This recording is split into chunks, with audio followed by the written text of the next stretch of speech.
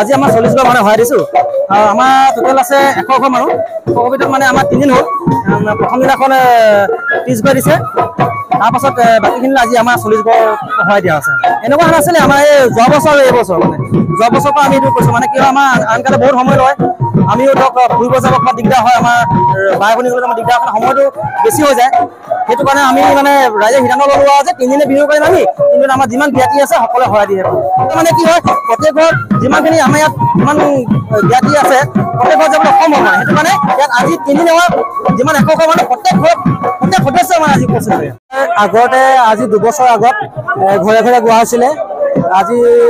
আমাৰ এই গেলাৰীচাং বৰনামঘৰত এইবাৰ আৰু আগৰ যোৱা বছৰ আমাৰ গোটেই গাঁৱৰ গেলাৰীচাং বৰনামঘৰত এইখন চোতালতে সকলোৱে আহি গোৱা হৈছে সঁচাই বৰ আনন্দময় পৰিৱেশ মা দেউতা আহিছে খুৰীদেউ বাইদেউ ভণ্টি সকলোৱে আহিছে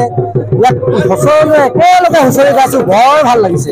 আমাৰ সদায় ভোজ ভাত চলিছে কালিও চলিছে পৰহিনা চলিছে আজিও চলিছে সঁচাই বৰ আনন্দময় পৰিৱেশ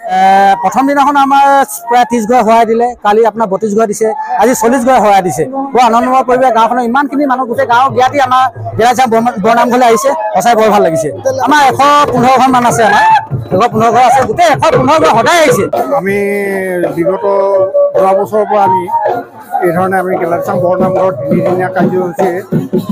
আমি গোটেই জ্ঞাতিবৰ্গৰ পৰা আমাৰ 97 ঘৰ জ্ঞাতি আছে গোটেইৰ পৰা এনেকৈ আমি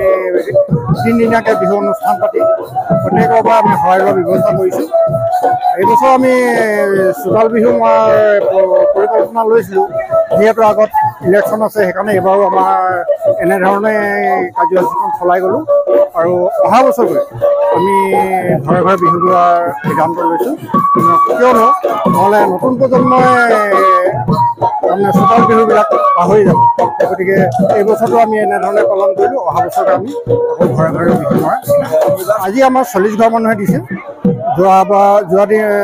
আগৰ দিনটোত আমাৰ 22 ঘৰ দিলে, তাৰ আগৰ দিনা আমাৰ 35 ঘৰ।